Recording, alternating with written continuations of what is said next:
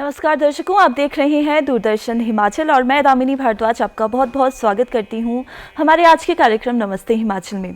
दर्शकों, अपने इस कार्यक्रम में हम आपकी मुलाकात हिमाचल के रंग बिरंगे रंगों से तो करवाते ही हैं, लेकिन साथ ही हर बार हम एक नए रंग के साथ आपके सामने उपस्थित होते हैं और हर बार एक नए रंग से आपकी मुलाकात करवाते हैं। तो दर्शकों, आज भी हम आपके सामने एक नए रंग के साथ उपस्थित हुए हैं। तो आज हम किस रंग के बारे में बात करेंगे? तो दर्शकों, आज हम बात करेंगे म्यूज़िक के बारे में, संगीत के बारे में। हमारे भारतवर्ष में जैसा कि हम जानते ही हैं, जब भी म्यूज़िक की बात होती है तो बांसुरी पुराने ज़माने से या हम कहें कि कई ज़माने से चली आ रही है और संगीत में बांसुरी का एक अहम महत्व है।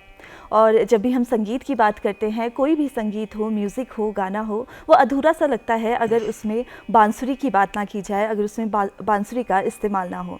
तो दर्शकों, आज भी हम संगीत के बारे में बात करेंगे और जानेंगे बांसुरी के बारे में, और इसके बारे में हमें जानकारी प्रदान होगी लेखराम गंधर्व जी से, जो कि बांसुरी वादक है।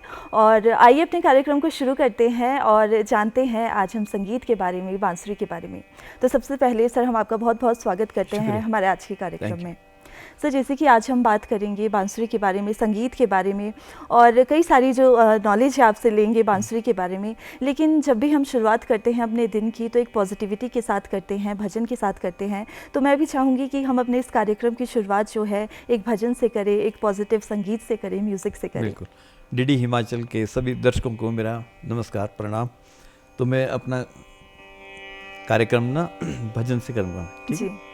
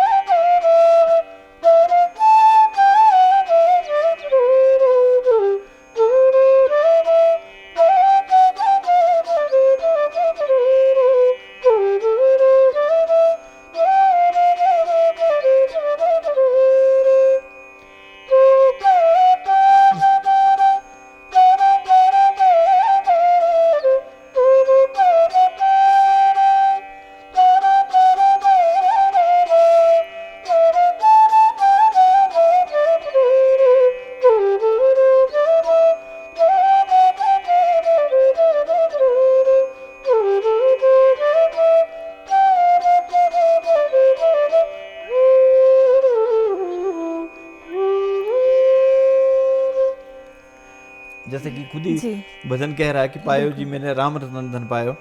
तो हमारे लिए भी एक जो संगीत है ये ईश्वर से कम नहीं है जी, है ना? क्योंकि इसमें भी ईश्वर का वास है, संगीत में, सरस्वती में। जी बिल्कुल सर, जैसे कि आपने इतनी खूबसूरती से जो है हमें ये भजन सुनाया। और जब भी हम संगीत की बात करते हैं, म्यूज़िक की बात करते हैं, तो जब भी हम इस तरह से सुनते हैं, हमारा दिन बहुत ही अच्छा जाता है।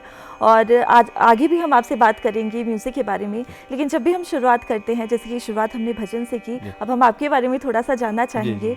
तो जैसे संगीत में आपका काफ़ी एक्सपीरियंस रहा है, तो हम शुरुआत करना चाहेंगे कि जब आपकी प्रारंभिक शिक्षा थी वो किस तरह से आपने प्राप्त की, और अगर हम संगीत की बात करें, संगीत में किस तरह से आपने अपनी प्रारंभिक शिक्षा प्राप्त की? देखो, संगीत की शिक्षा मेरी बचपन से ही हुई है, क्योंकि पारिवारिक परिवेश में हम पले हैं। मेरे दादाजी दरबारी गायक थे, पिताजी भी मेरे संगीत से जुड़े हुए थे, तो उनसे ही मैंने आरंभ में संगीत शिक्षा की। मेरी माताजी संगीत के प्रति मेरी काफ़ी रुचि देखते थे कि भाई संगीत के प्रति इसकी इच्छा है। तो चेतराम शर्मा जी सॉन्ग राउंडिज्म में एक बांसुरी वादक थे, तो मैं स्कूल टाइम में उनके पास सीखने के लिए जाता था, संगीत सीखने के लिए। तो उस वक्त विधिवत शिक्षा क्या है मुझे मालूम नहीं था जी। मतलब जैसे स्कूल में बजाते हैं, स्कूल में भी मैं बजाता रहता था, लेकिन सिस्टम क्या है वो मुझे मालूम नहीं था। तो माताजी ने बोला कि भाई आप उनके पास जाओ, वो सीखे हुए हैं, तो उनके पास सीखिए आप बांसुरी। तो हफ्ते में एक बार मैं उनके पास संगीत सीखने के लिए जाता था मैं। तो वो मुझे सिखाते थे, सरगम वगैरह उन्होंने सिखाई मेरे। फिर धीरे धीरे जब पता चला कि भाई इसको और अच्छे से सीखना चाहिए, जी। तो मेरे चाचा जी है जी। जो खुद एक बहुत अच्छे बांसुरी वादक है, उन्होंने अच्छे से मतलब विधिवत संगीत शिक्षा सीखी। जी। फिर मैं स्कूल के बाद उनके पास सीखने के लिए चला गया। जी। फिर कम से कम मतलब अब देख आप 7, 8, 10 घंटे अभ्यास करना होता था। बिल्कुल। तो उन्होंने मुझे मतलब सिस्टम में सीखने का शुरू करवाया। तब मुझे लगता था कि जो हम पहले सीख रहे थे वो कुछ जी। अलग चीज़ था, जी। लेकिन अगर सिस्टम में सीखना है तो उसमें वक्त तो ज़रूर लगता है। बिल्कुल। लेकिन क्या होता है कि हम एक सिस्टम में रहते हैं, जी। है ना। सिस्टम में रहने का अभिप्राय है कि हम उसकी बारीकियों को सीखते हैं। बिल्कुल। अब बांसुरी है, इसमें कोई कुछ भी पता ही नहीं है कि इसमें है क्या है, जी। सिर्फ सुराख है इसमें, जी। बाकी इसमें ना कोई तार है ना कोई किस तरह का, लेकिन जी। कठिन भी इतना ही है। लेकिन मैंने सोचा कि चलो बांसुरी बजा लेते हैं, आसान होगा। जी। जितना आप किसी चीज़ को करते रहते हैं उतना आपको कठिन लगना शुरू हो जाता है। जी। बिल्कुल। तो धीरे धीरे अभ्यास एक ऐसी वो परंपरा है कि जी। अभ्यास जितना आप करोगे उतना आपको मतलब उसमें आनंद भी आएगा, जी। और आनंद आना भी चाहिए, जी। क्योंकि संगीत में अगर आनंद नहीं है तो कुछ भी नहीं है मेरे ख्याल बिल्कुल। में। बिल्कुल सर, जैसे कि आपने कहा कि हमें जब भी हम शुरुआत करते हैं तो हमें प्रैक्टिस करनी पड़ती है बिल्कुल। और अभ्यास करना पड़ता है जी, और जी। काफ़ी समय उसे देना पड़ता है। जी। तो सर जैसे कि अभी आपने बताया कि आपकी किस तरह से शुरुआत हुई थी, लेकिन जब भी हम कला के साथ जुड़ते हैं, कला में आगे बढ़ते हैं, जब भी हम कला में जाते हैं कहीं ना कहीं से हम प्रभावित होते हैं जी। और उसी के साथ हम जो है अपनी शुरुआत करते हैं। बिल्कुल। तो मेरा प्रश्न आपसे यही है कि आप किस तरह से प्रभावित हुए और कौन है जिन्होंने आपको प्रभावित किया? अब प्रभावित बांसुरी के लिए तो मेरा प्रभावित होना मतलब स्वाभाविक है, क्योंकि हमारे परिवार में संगीत है ही है। जी। सेकेंड, क्योंकि रेडियो में बहुत सुनता था, जी। तो रेडियो में जब भी मैं बांसुरी सुनता था तो मुझे शौक हुआ कि मुझे भी बजाना चाहिए। जी।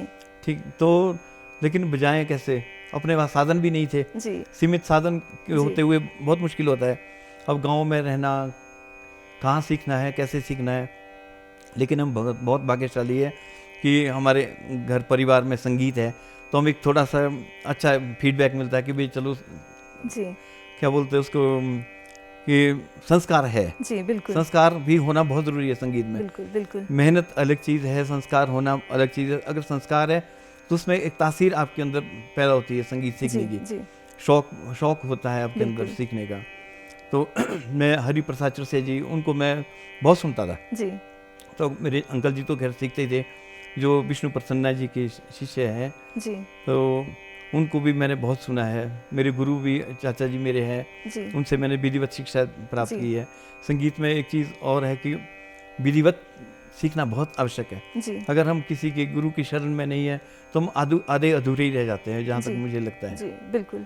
बिल्कुल सर, जैसे कि अभी आपने कहा कि विधिवत शिक्षा जो है जी। वो बहुत ज़्यादा इम्पोर्टेंट है हाँ और जी। हमें लेनी चाहिए, और जैसे कि आपने थोड़ा सा बताया भी था, तो मैं आपसे जानना चाहूँगी कि जब शुरुआत होती है, प्रारंभिक आपकी जी। शिक्षा की शुरुआत हुई, आपने सीखा और प्रभावित भी हुए, आपने अपनी शिक्षा के बारे में भी बताया। तो जब हम बात करते हैं, जब हम प्रोफेशनली सीखते हैं और हम थोड़ा सा स्टार्टिंग करते हैं, वो काफ़ी अलग होता है। जी। तो जब आपने अपनी प्रोफेशनल जो है म्यूज़िक की शिक्षा ली, उसमें आगे बढ़े, तो किस तरह से अलग था और क्या अलग आपको लगा जब आप खुद थोड़ा सा बजाते थे और जब आपने प्रोफेशनली बजाना सीखा? ऐसा जब हम प्रोफेशनली सीखते हैं ना, तो एक तो हमें संगीत के प्रति श्रद्धावान होना चाहिए, बिल्कुल। अपने अपने गुरु के प्रति निष्ठा होनी चाहिए, है ना, उनके प्रति मान सम्मान होना चाहिए। संगीत के प्रति क्या कि जितना आप अभ्यास कर सकते हैं, जी। है, ये बहुत कठिन तपस्या है ये संगीत की। इतना आसान काम नहीं है ये जी। कि एकदम हम यहाँ बैठे हुए हैं तो ऐसे, है ना, जी। तो ऐसा नहीं है। बिल्कुल। बरसों की तपस्या करनी पड़ती है। तो मेरे गुरुजी कहते हैं कि भाई कई बरस लग जाते हैं संगीत को सीखने के जी। लिए। एक बरस हमारे समझने के लिए लगता है, जी। एक युग हमारे अभ्यास करने के लिए लगता है। तो जितना हम ज़्यादा से ज़्यादा अभ्यास करते हैं, मतलब 8-8, 9-9 घंटे, 10-10 घंटे मैंने खुद अभ्यास किया हुआ जी। है। तो रात को जब कभी मेरी नींद खुल जाती थी, 2:30-3 बजे भी खुल जी। जाती थी, मैं जी। वैसे ही उठ जाता था, कमरा बंद करके अभ्यास शुरू हो जाता था मेरा। जी। स्वरपेटी लगा के, स्वरपेटी भी ये अब आया है, इलेक्ट्रॉनिक्स तबला है जी। और ये तानपुरा है। पहले ऐसा कुछ भी नहीं था सीखने के लिए। हारमोनियम दीवार के साथ लगाता था, उसका रीड निकाल के जी। सब अभ्यास करते थे हम लोग। बिल्कुल। तो आप खुद समझ सकते हैं। और पंखे के बीच में मैंने 44 टेम्परेचर में अभ्यास किया हुआ है। जी इतना अच्छा पंखा नहीं लगा सकते, पंखा लगाएंगे तो आपका ये जो फ्लो है इसका हवा है वो रुक जाएगी, जी तो बिना पंखे के अभ्यास करना होता था। जी उस वक्त एसी वगैरह कुछ नहीं थे, कमरा बंद करके नीचे कभी कभी क्या होता था कि पसीना लगता तर हो जाता था नीचे जी सीमेंट पे बैठ के, है ना। जी। आजकल हर चीज़ अवेलेबल है, जी ताल आपके पास अवेलेबल है, तानपुरा है, इलेक्ट्रॉनिक्स सारा सामान आपके पास अवेलेबल है, लेकिन उस वक्त ऐसा नहीं था। जी मतलब मैं बात कर रहा हूँ 82 83 के जी आसपास, तो उस वक्त बहुत सारी सुविधाएं जो उस वक्त नहीं थी आज जी है। जी तो मेरा कहने का भाव है कि अगर आज के युग में कोई अभ्यास करना चाहे संगीत का अच्छे से कर सकता है, लेकिन हमारा उसके लिए डेडिकेशन भी वैसा ही होना चाहिए, जी। समर्पण भाव होना चाहिए। जी अगर समर्पण नहीं है, समर्पित नहीं है किसी चीज़ के लिए, तो ये चीज़ नहीं आ सकती, किसी भी कंडीशन में आपके पास नहीं आ सकती। जी क्योंकि संगीत ऐसी साधना है, ये जितना हम साधेंगे इसको, जितना अभ्यास करेंगे उतना आपके पास रहेगा ये। जी अगर हम एक दिन अभ्यास नहीं करेंगे, एक हफ्ता अभ्यास नहीं करेंगे, तो कम से कम 1 साल पीछे चले जाएंगे आप। बिल्कुल तो इतना अभ्यास करना पड़ता है, इसको कंटिन्यू करना पड़ता है। जी फिर बांसुरी तो एक ऐसी चीज़ है, बांसुरी की बात तो मैं इसलिए कर रहा हूँ कि मैं इस जी। वाद्य के साथ जुड़ा हुआ हूँ, जी बिल्कुल मुझे इसकी बारीकियाँ पता है कि अगर आप 1 हफ्ते भी नहीं अभ्यास करेंगे, बजाएंगे नहीं, तो आपकी फूंक कहीं ना कहीं डिस्टर्ब होती जी है, कहीं ना कहीं आपकी पकड़ में प्रॉब्लम आ जाएगी, बिल्कुल सेट नहीं होगा, आपका हाथ भी बिल्कुल। सेट नहीं होगा, फूंक सेट नहीं होगी, जी आपकी सोच भले ही होगी, लेकिन आप प्रेजेंटेशन आपका वैसा नहीं हो पाएगा। जी तो मेरा कहने का भाव ये है कि जितना आप अभ्यास कर सकते हैं, संगीत के साथ जी, जुड़ सकते हैं, जी। उतना जुड़ना चाहिए, लेकिन सिस्टम से ही जुड़ना चाहिए। जी ये बिल्कुल। बहुत कहा जाए कि अगर हम किसी भी कला में आगे जाना बिल्कुल। चाहते हैं, जिसकी आप बांसुरी की अभी बात कर रहे हैं, जी। संगीत की हम बात कर रहे हैं, तो हर जगह में प्रैक्टिस रिक्वायर्ड जी। होती है और हमें प्रैक्टिस ज़्यादा से ज़्यादा हाँ जी। करनी चाहिए। तो सर, जैसे कि आपने कहा कि आप काफ़ी देर जो है प्रैक्टिस करते थे, बचपन से आपने प्रैक्टिस हाँ की जी। है, और कई सारी ऐसी जो धुन है आपने बजाई है, संगीत से आप जुड़े हैं। तो मैं चाहूँगी कि आप अपनी कोई पसंदीदा धुन अगर हमारे दर्शकों को सुना दें। जी मैं सुनता हूँ।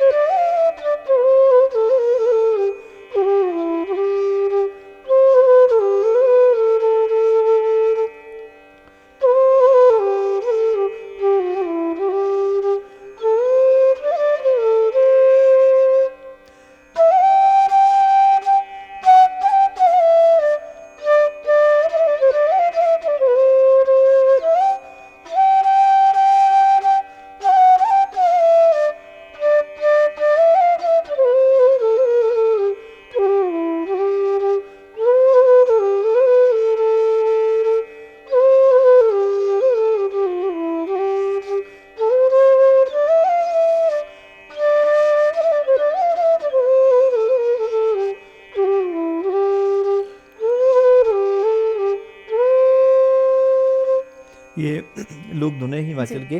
जी तो मुझे जितना क्लासिकल से प्रेम है, जी फोक तो मेरा आधार है, जी क्योंकि लोक संगीत हिमाचल में खुद आकाशवाणी में कार्यरत हूँ, जी तो हिमाचल प्रदेश से हर डिस्ट्रिक्ट से और हर लोकगीत के साथ मैं जुड़ा हूँ। जी तो मेरा प्रयास ये रहता कि जितना मैं क्लासिकल को प्रेफर दूँ या जितना मैं क्लासिकल को पसंद करता हूँ, उतना ही मैं लोक संगीत को भी जी।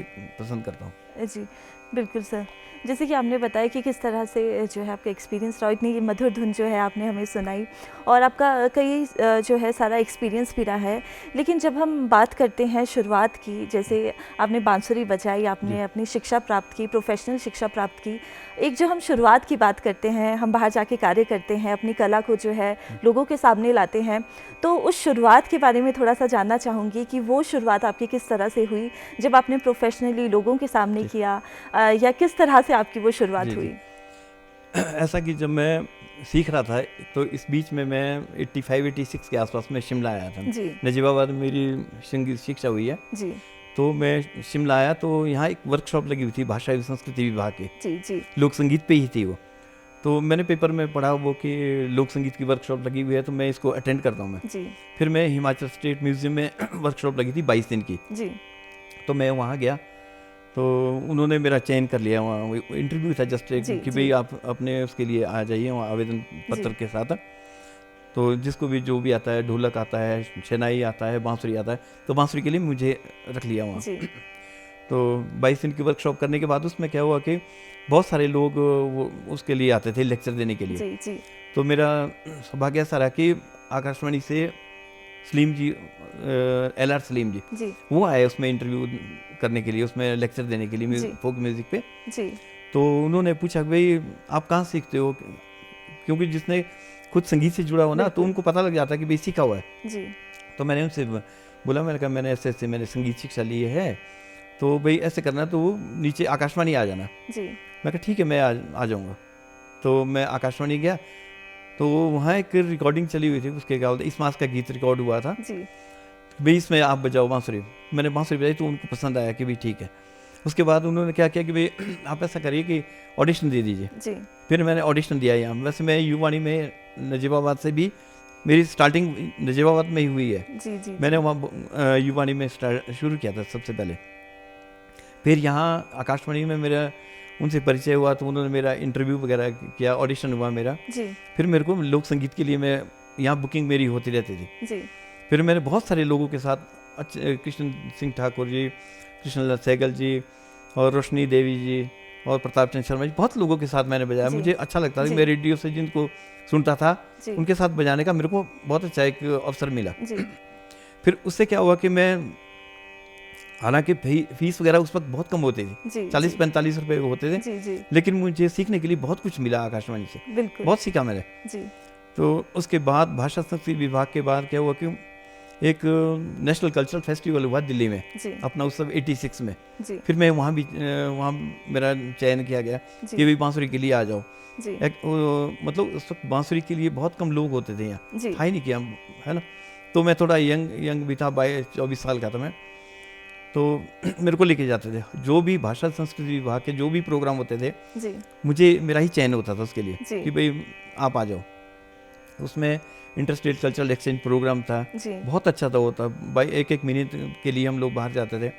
बॉम्बे में अपना उत्सव हुआ, 1 महीने तक वहाँ रहा मैं। जी और नेशनल कल्चरल फेस्टिवल बहुत सारे मैंने किए, उत्तरांचल पूरा, मतलब ऑल ओवर इंडिया। जी तो इस बांसुरी की बदौलत मैंने घूमा है बिल्कुल सारा नॉर्थ ईस्ट वगैरह, सारा बांसुरी की जी। वजह से हम लोगों में। तो कभी कभी सोचता हूँ कि सरस्वती माँ की कितनी कृपा है हमारे ऊपर, बिल्कुल बिल्कुल है जी क्योंकि हमारी शक्ल सूरत देख के तो हमें बुलाया नहीं गया, जी है ना। अगर सुंदर है तो ये संगीत है, जी सुंदर है तो ये बांसुरी है। इसकी वजह से हम लोग बाहर जा रहे हैं, लोग रिस्पेक्ट करते हैं, इज्जत करते हैं।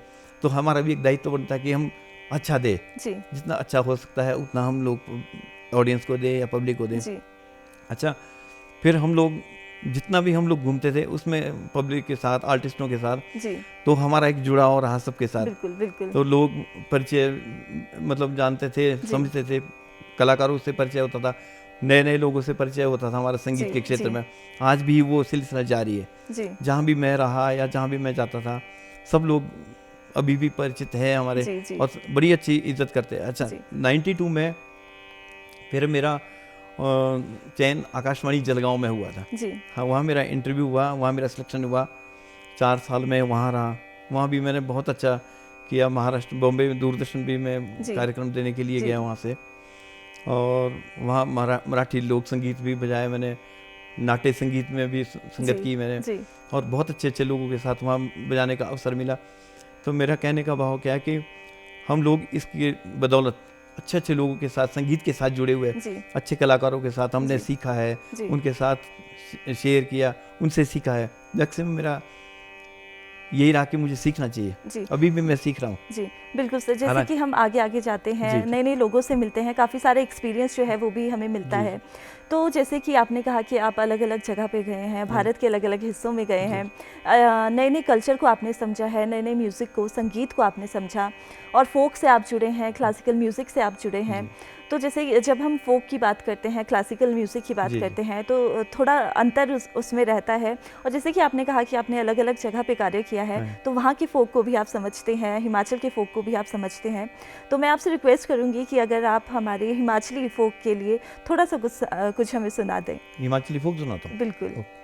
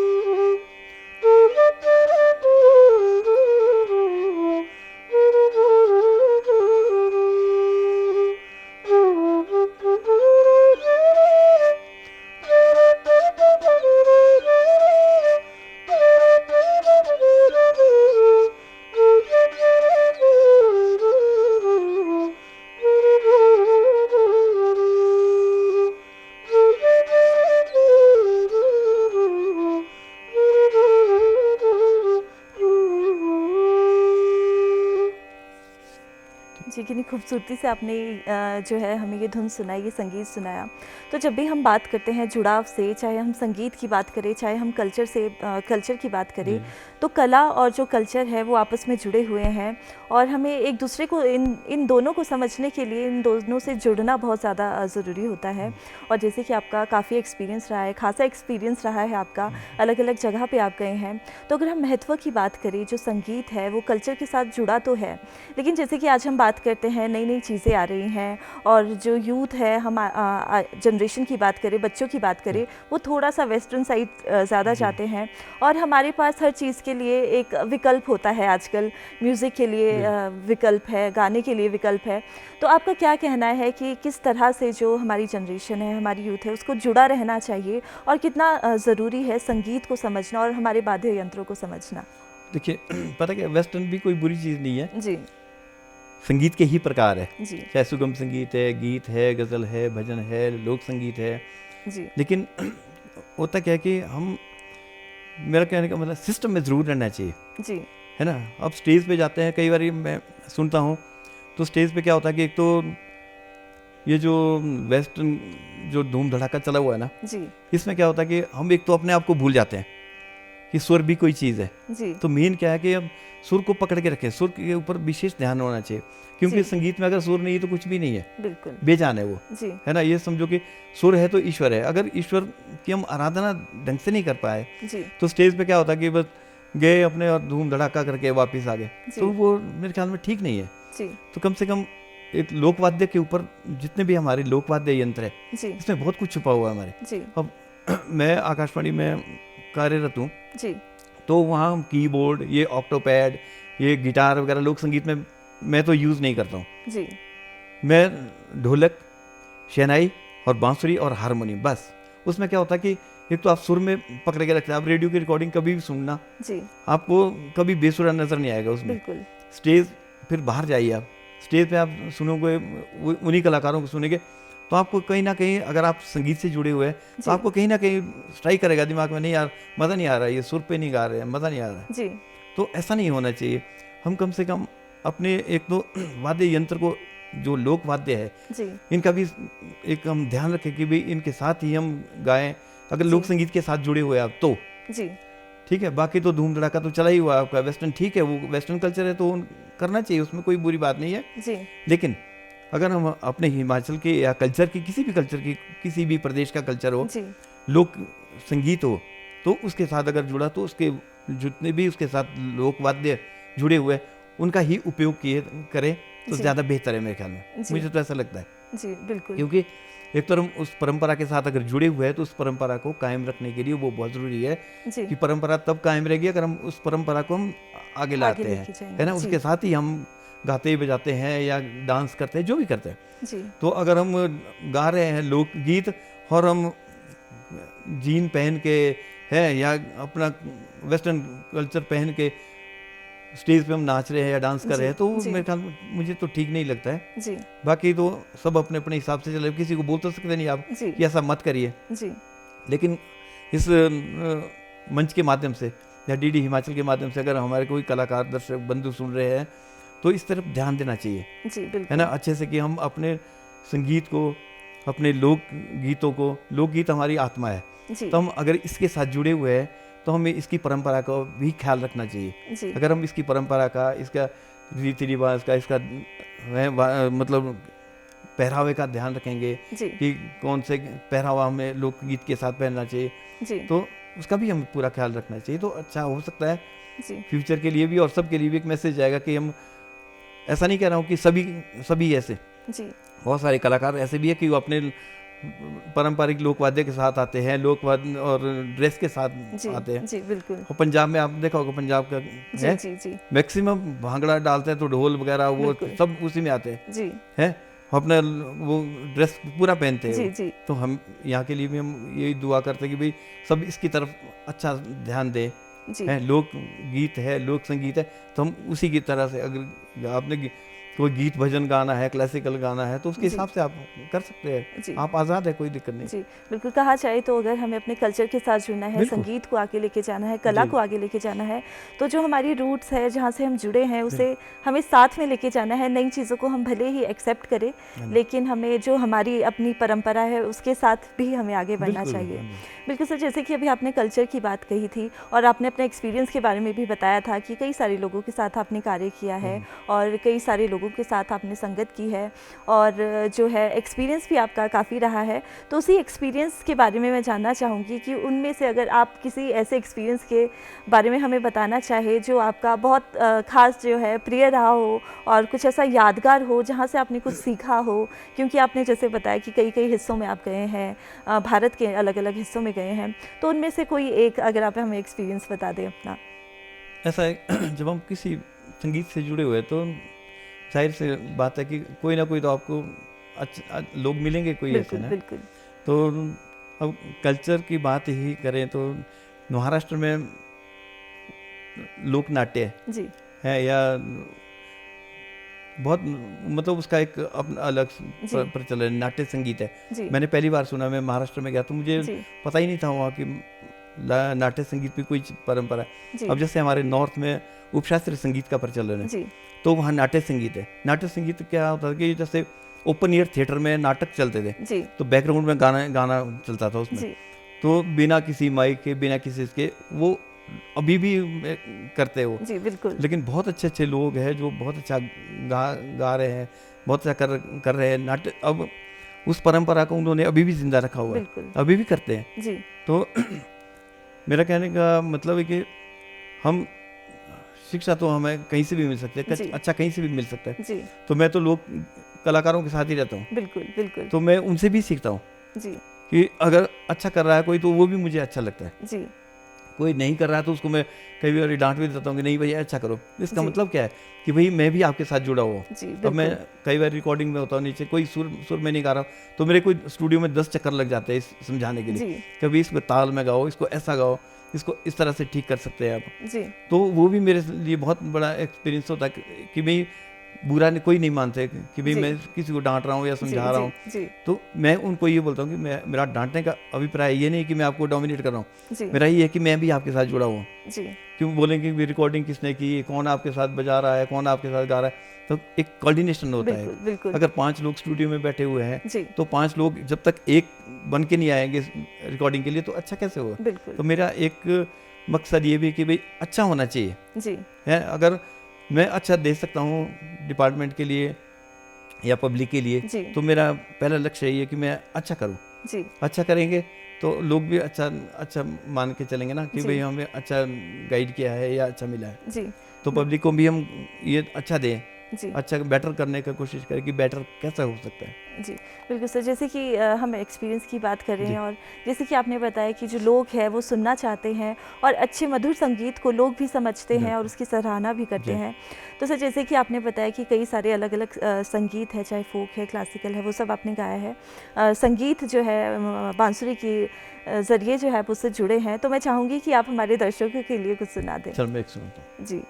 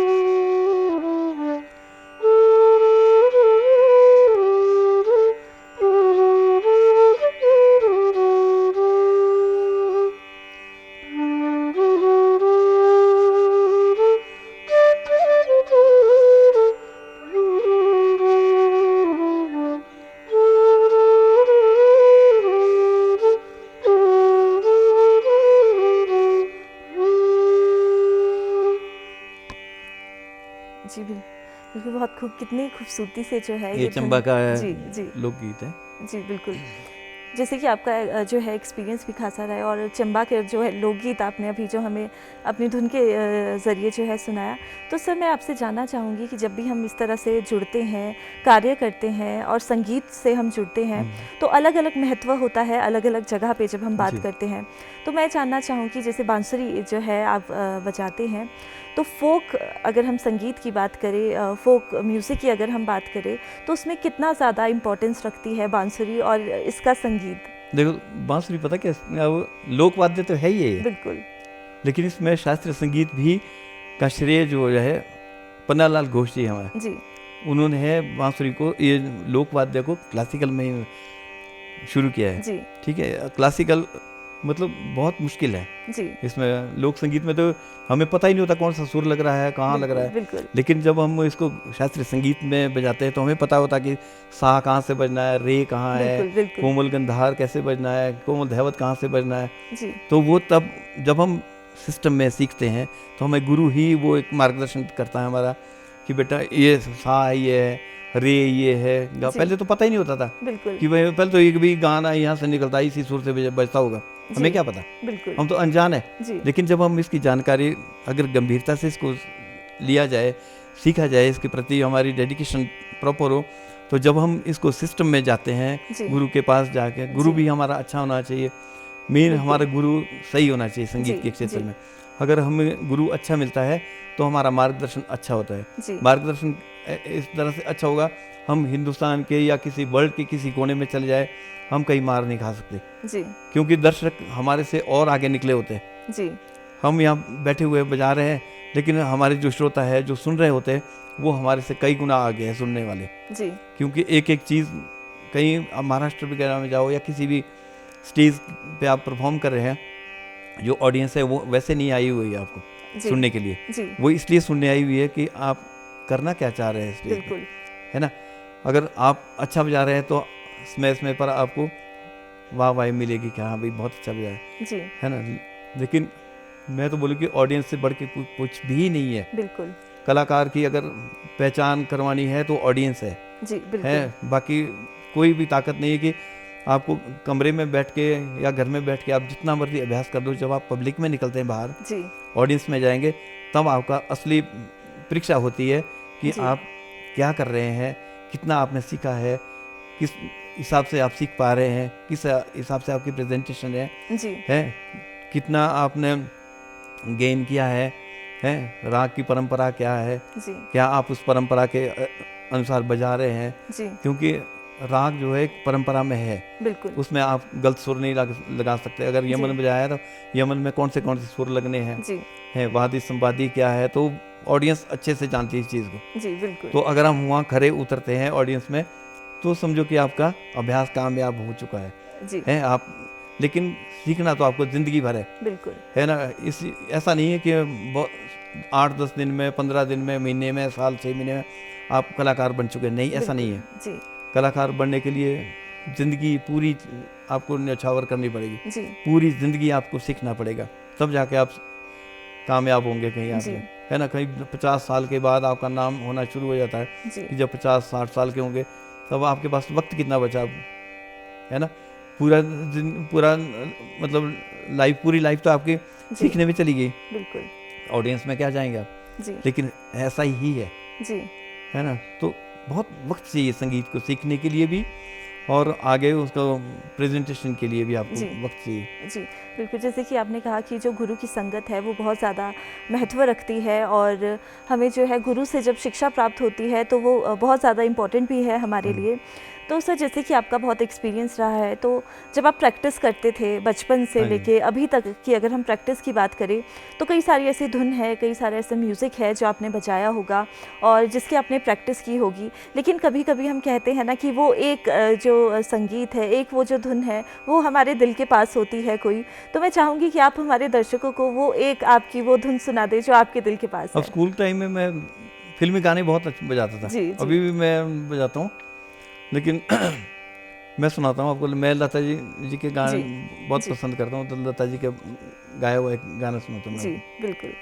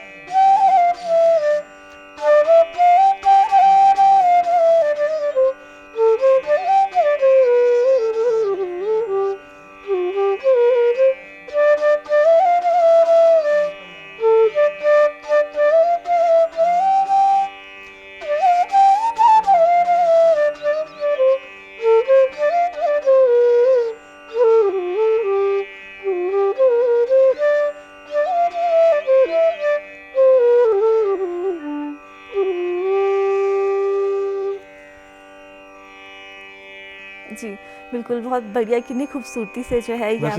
जी जी फिल्मी गाना ना छोटी बांसुरी में अच्छे बजता है जी तो थोड़ा सा जरा। जी बिल्कुल, हम आपका एक्सपीरियंस देख पाते हैं, इसीलिए हम कहते हैं, जैसे कि आपने भी कहा कि प्रैक्टिस जो है बहुत ज़्यादा इंपॉर्टेंट होती है, और वो प्रैक्टिस जो है वो हमें नज़र भी आ रही है, और जो एक्सपीरियंस है आपका वो भी हम देख पा रहे हैं।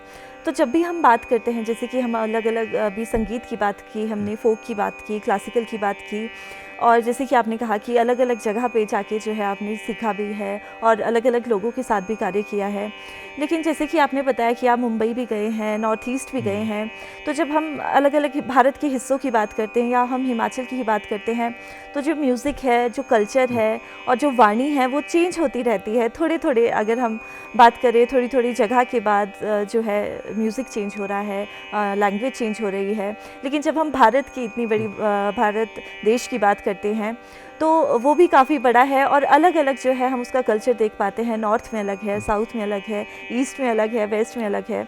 तो जब आपके इस तरह का एक्सपीरियंस रहा तो जब जैसे आपने नॉर्थ ईस्ट की बात की तो वो किस तरह का आपका एक्सपीरियंस रहा, और जैसे हम म्यूज़िक की बात करें तो क्या वहाँ अलग है कुछ, किस तरह से अलग है, और किस तरह से अगर हम जुड़ाव की बात करें तो वो जुड़ाव आपको महसूस हुआ? देखिए, संगीत की परिभाषा कुछ भी नहीं है। भाषा मतलब शब्दों से कोई लेना देना नहीं है। जी अब जब हम यहाँ से हिमाचल कल्चर ट्रिप लेके जाते थे वहाँ नॉर्थ ईस्ट में, जी तो आसाम गए, सिक्किम वगैरह, जी तो जब जो लोकगीत है जी तो सुर तो वही लगेंगे, चाहे वो किसी भी भाषा में हो। सुर की भाषा वही है, 7 सुर ही लगने हैं, जी है उसके शब्द चाहे जो मर्जी हो, लेकिन सुर रहेंगे उसी में, 7 सुरों में रहेंगे वो जी। बंधे हुए। तो जब हम वहाँ मतलब नॉर्थ ईस्ट में जाते थे, हम आसाम में हमने प्रोग्राम दिए, बहुत सारे प्रोग्राम दिए, जी और सिक्किम में गए हम, गैंगटॉक वगैरह में, उधर नागालैंड वगैरह में। जी तो जब हम प्रोग्राम करते थे वहाँ लोग, तो पूरा हॉल भरा रहता था। जी तो उसके पीछे मकसद क्या होता है कि लोगों को कल्चर जानने की इच्छा रहती है बिल्कुल। कि हिमाचल का परिवेश कैसा है, जी जी वहाँ के रीति रिवाज कैसा जी। है वहाँ के गीत कैसे हैं। बिल्कुल तो लोग वही इंजॉय करते थे वहाँ, पूरा हॉल भरा रहता था, या ओपन कहीं प्रोग्राम होता था तो पूरा ग्राउंड भरा रहता था। जी जी तो उसमें ये नहीं है कि भाई ये तो हिमाचल का, हमें तो जी समझ नहीं आ जी रहा जी जी है, हिमाचल के लोकगीत है, हमें क्या लेना, हमें तो समझ नहीं आ रहा। जी लेकिन जो ऑडियंस होती है, मैंने कहा है ना कि ऑडियंस बिल्कुल। बहुत बड़ा एक वो है, क्या बोलते हैं हमारे लिए, क्या कह सकते हैं उसके लिए, कि बहुत बड़ी परीक्षा है। जी बिल्कुल। तो ऑडियंस हमें बहुत कुछ सिखाती है जी कि वहाँ उसे भी कल्चरल एक्सचेंज प्रोग्राम में लोग यहाँ आते थे हिमाचल में, जी तो यहाँ भी वही स्टेटस होता था उनको, यहाँ भी बहुत सुनते थे लोग। जी तो कहने का भाव है कि हम जो अगर अपने कल्चर को कहीं भी किसी भी प्रदेश में ले जा रहे हैं, लोग इंजॉय करते हैं उसको, समझते हैं उसको कि हमारी ड्रेस क्या कैसी है वहाँ की। अब हिमाचल की कैप कौन नहीं जानता है, तो कैप पहन के पता चलता है कि हिमाचल से आए हुए बिल्कुल। है। कोई पंजाब से जाएगा तो पगड़ी पहन के जाएगा तो जी। पता चलेगा पंजाब जी। से है, कोई हरियाणा से जाएगा या कोई किसी भी प्रदेश के जाएंगे, तो एकदम हमारी जो ड्रेस है, ड्रेस कोड है, वो जी। एक बहुत इंपॉर्टेंट बिल्कुल है ना। संगीत के साथ ड्रेस कोड भी है, तो वो पहचान है हमारी एक हिमाचल की है। बिल्कुल बिल्कुल सर, जैसे कि आपने बताया कि किस तरह से कल्चर से जुड़ाव इम्पॉर्टेंट है, और जो लोग हैं वो समझते हैं म्यूज़िक को और समझते हैं कि क्या संगीत है, चाहे वो कहीं का भी हो। और जब भी हम, आपने जैसे कि बात की मुरली की, हम बांसुरी की बात कर रहे हैं, तो जब भी हम बांसुरी की बात करते हैं और हम मुरली वाले की बात ना करें तो ऐसे कैसे हो सकता है, और भजन हमारे जो है सामने आ जाते हैं। तो मैं चाहूँगी कि आप हमारे दर्शकों के लिए अगर एक छोटा सा भजन सुना दें। अच्छा। जी।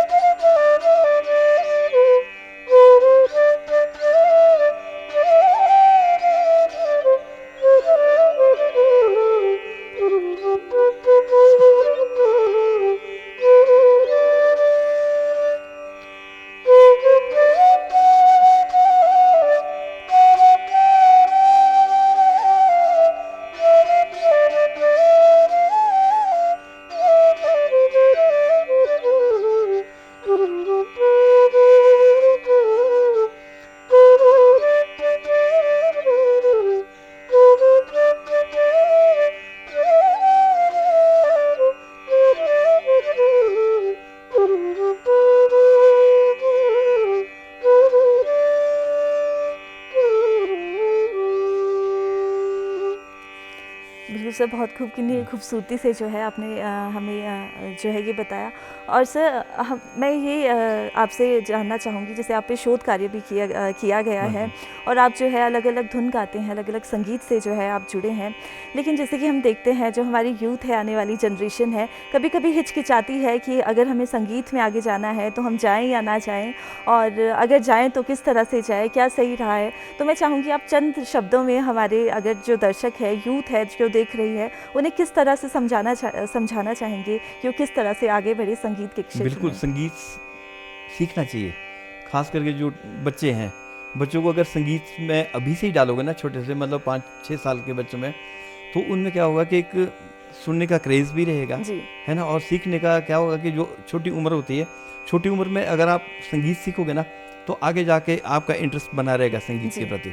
जी अगर आप ये चाहोगे कि जब बड़ा हो जाएगा तब सीखेगा, तब ऐसा नहीं है, बहुत जी रेयर होता है वो। जी कि अगर या तो आपके संस्कार हो, पारिवारिक संस्कार हो, तो बिल्कुल। बच्चों में नेचुरल आ जाएंगे वो, जी कि घर में संगीत सीख रहे हैं। अब घर में हमारे तो वहाँ मतलब म्यूजिक चला ही रहता है कुछ ना, जी कि जी कोई सितार बजा रहा है, कोई बांसुरी बजा रहा है, कोई गा रहा है, सब जी लोग हमारे बच्चे भी संगीत से जुड़े हुए हैं, जी तो वो अलग चीज़ है। जी लेकिन घर में जो पेरेंट्स हैं, तो उनका आजकल क्या होता है कि बच्चों को थोड़ा सा अगर इधर उधर भटकने से बचाना है, जी तो संगीत ही एक ऐसा माध्यम है कि जो आपको जोड़ के रख सकता है। जी बिल्कुल। अगर कहा जाए तो हमें संगीत से जुड़े रहना चाहिए बिल्कुल जुड़े रहना और चाहिए। साथ ही हमें उसके साथ आगे जाना चाहिए। जी, तो सर हम आपका बहुत बहुत धन्यवाद करना चाहेंगे हमारे कार्यक्रम में आज आने के थैंक लिए, यू। और साथ ही हम धन्यवाद करना चाहेंगे हमारे दर्शकों का हमारे कार्यक्रम में हमारे साथ जुड़े रहने के लिए।